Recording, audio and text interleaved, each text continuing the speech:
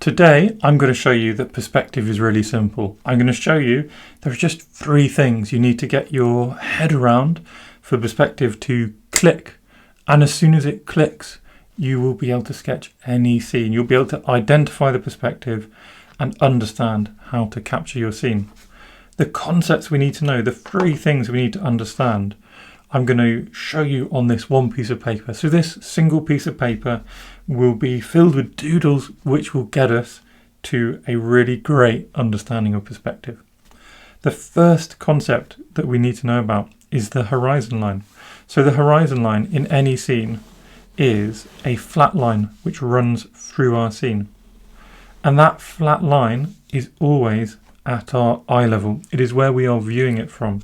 So that could literally be our eye level because we are stood outside looking at our scene. It could be the height that we held our camera at when we took the photo. But no matter what, this level is always a flat line through the whole scene, and it is always at the point that we are viewing it. Now that's important because it means if we are looking at our scene from a different point, it's going to change. Let's say that we are stood and we are looking at maybe a little tree over here and someone next to that tree perhaps walking their dog. So we're stood, our horizon line will run through like this. What if we are sat down though? If we are sat down, nice crossed legs, having a picnic maybe, well suddenly our horizon line will be through here, through at the dog's head level.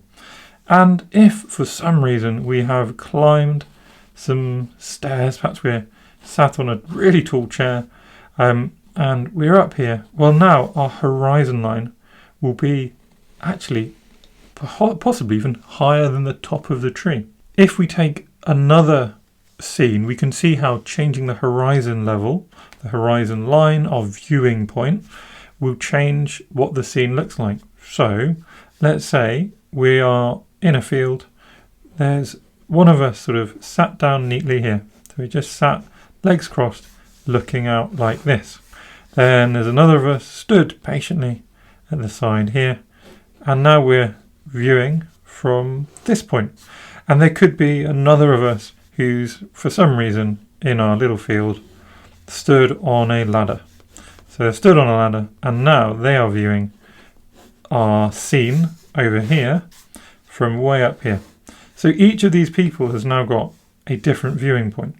If we take option B first, just to be confusing, it's the one in the middle, option B. This is where we are stood looking at the scene. If we were to draw the scene from person B's viewpoint, what we have, let's say, just to invent a scene, we have our horizon line coming across the middle here. And if he's looking at a crowd of people, then everyone else's heads will also be on the horizon line. This is his eye level.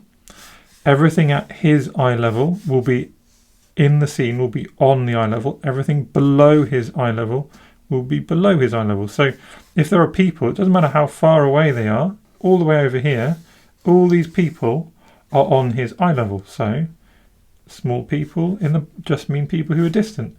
Big people are really close to him. But everyone's heads are on the horizon line. Now if we take person A, they are looking at these same people all the way back here.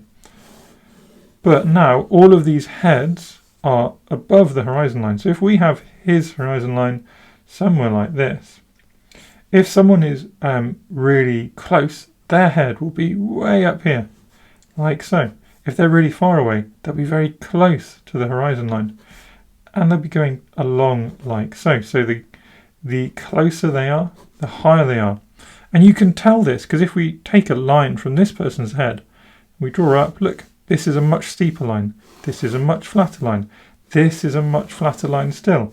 And the further away an object gets, in this case people, the closer the line that they are viewing at comes to the horizon line, because the horizon line would be somewhere like this. Whereas for person B stood up, the horizon line is cutting through everyone's heads. And you can probably imagine then what happens to person C. So person C, if they are viewing this scene, their horizon line is somewhere like this. the closer someone is, then actually the lower down their head will be in the scene.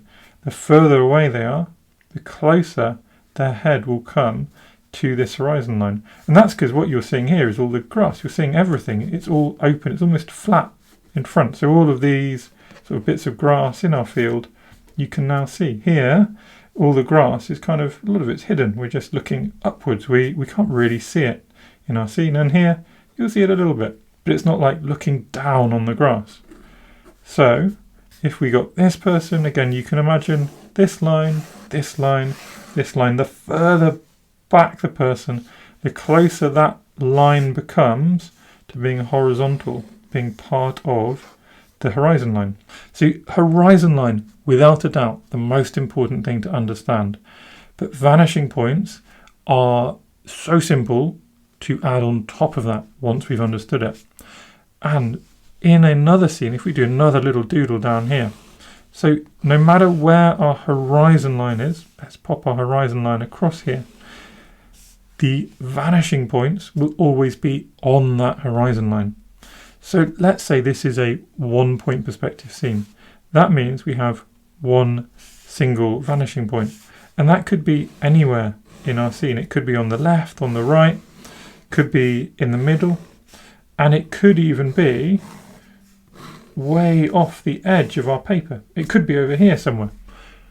It's still a literal vanishing point where all the constructional lines or lines of perspective, which is our third thing to be aware of, it's where they all meet. So we have our horizon line, we have our vanishing point, and the lines of perspective will come out from it like this, just like spokes from a wheel. So now we've got all of these lines coming out, and there's an infinite number of lines. Each of these lines will represent something else in our scene. And if it's way off here, well, these lines still exist. It's just they converge off the page. So you may not be able to find a vanishing point within your scene, but you will be able to find that the lines of perspective are all converging. And once you have these ideas, once you have identified your horizon line, once you have worked out your vanishing point, then you can start finding your scene. So if we take this scene, we can tell there's perspective because we can just see that flow going down both sides of the image.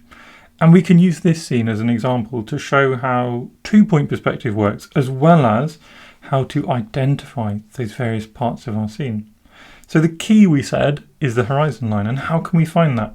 Well, there's a few ways. Number one, if we are literally there, we could hold our arm out in front of us level, and we can make sure that we're holding our pencil or pen flat in front of us, in line with our eyes. And then you'll find that your pencil will just sit across your view like this. And ta-da, you have found your horizon line. If we're working from a reference, we have to use different methods. So there's a couple of ways we can do this. Firstly, well, we can just find the heads in the scene. So look, if we just draw a line through all these heads, what we'll find is we get pretty much a horizontal line through the middle of our scene. So that must be our horizon line.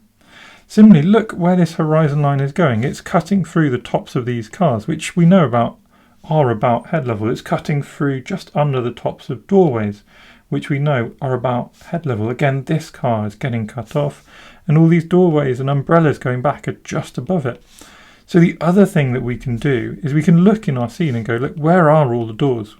Where are all the things we know which should be at head level? And we can draw a line through those, and we'll get approximately the same line. There is one other way we can do it as well. That way is to look in your scene and find, where do you find lines which are straight, lines which are horizontal? So if we look back here, look, the bottom of these windows is level as everyone's heads. And if we draw a line between them, we'll notice that that is a horizontal line. Whereas if we go up here, we'll notice that line is not horizontal, it's angled down a lot. This is angled even more. This is angled even more. So when we look in our scene and we look for those natural lines, eventually you'll find one, like if you look at this, it's really steep. If we come down and down, we look here, look, there's another line here, which is fairly horizontal. You just extend that, and look, it goes through everyone's heads. So just by finding the horizontal line in our scene, that's another very simple way to find your horizon line. So there's 3 different ways, remember. Finding the heads, finding the visual cues, and finding the horizontal lines in your scene. So the next thing to do is find our structural lines in our scene. And we can find those by having a look at things we know are straight. We know this line is straight, so if we just draw it and extend it, we can find where it intersects our horizon line, our flat line across the middle. We can then do the same with another line, and we'll find it should come to about the same point. We could do the same with another line, and it should come to about the same point. Notice how all these lines are intersecting. Now notice also how all the windows have their own lines going down to that same point. Even these windows, all the different objects in the scene will be coming down and meeting at a vanishing point. But then you can look at the other side and you find these lines aren't. They're going up if we extended, but they're actually flowing down the other way. So this is how we know we must have a second vanishing point. And that vanishing point, if we look, is probably all the way over here somewhere. So vanishing points can be way, way off of our page. But having identified that, having just looked at really simple points, looked at the lines, suddenly we can see our horizon line, we can find our vanishing points, we can find our structural lines. And having done that, I hope you can see it's now really easy. All we do is we build in some vertical lines really, and our scene will suddenly start emerging. So here we could build a house. So suddenly a house can emerge from all of these lines. And what we know is that this is the horizon line, right? So this is our eye level if we are stood in the scene. And that means the windows and the doors of the ground floor will be very slightly higher than it, and they will end much lower than it. Whereas the windows above will all be obviously above that level. And if there was another house, the same would be true. So we can then track that these windows and doors will be on this line of perspective. So we can pop in another door here, another window, all neatly fitting the perspective. And the same with the upper story, and the same with the bottom of the roof, the same with the top of the roof. All these lines are joining up and hitting this vanishing point.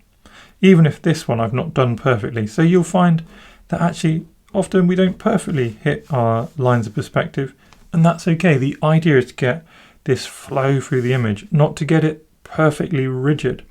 So this roof isn't perfect, but for me the flow through the scene is working.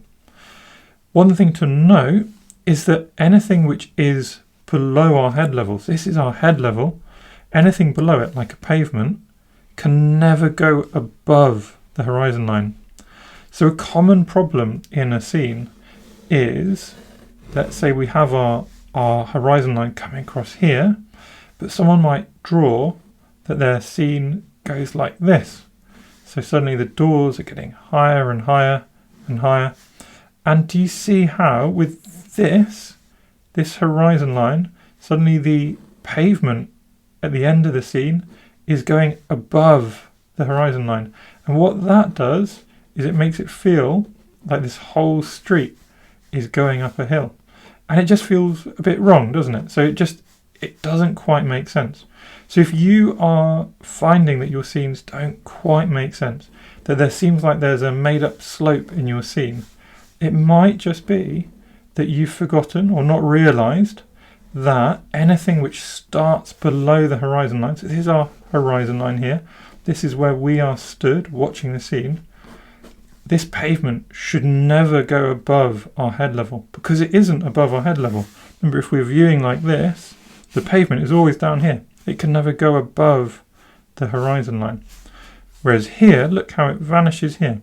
And that makes this street feel, even if I draw the other side in, I can draw another house coming in over here, it makes it feel like this street is flat and just disappearing off into the distance. The same can be done, we've got one point of perspective off to the left here, the same can be done for our scenes where we've got our vanishing point disappearing off our page. So here we know this must be about head level, So our windows, doors must be like this and like this. And we can construct our scene even when it doesn't fit on our page. We can construct our scene knowing that all of these things are converging approximately off to a vanishing point over here. And just like that, it just works. So we've got our horizon line at head level. We've got our vanishing point or vanishing points, which are on the horizon line. And then we have emerging from this all these lines, which we can trace and find are all going to meet back at this point of perspective. With that little practice done, suddenly you might be able to find, you can draw yourself a thumbnail and you can find, you've got a horizon line like so, got another vanishing point over here, we got the corner of the street like this, and actually we can really quickly build out a rough representation of that scene we were just looking at. And it really is as simple as just finding where all of these lines, where do they flow down to? And that is perspective in a nutshell. All you need to do is have a little bit of confidence in finding the horizon line, a little bit of confidence in finding the lines of perspective, and then you can do it. And just like that, we are done. If you want more tips like this, you can subscribe to my channel, watch this next video, and if you're interested in my teaching style, come and join me on my courses on sketchloose.co.uk. So thank you everyone for watching my little sketching videos. If you enjoy my content, please do subscribe to my channel because it makes me really, really happy. Thanks again.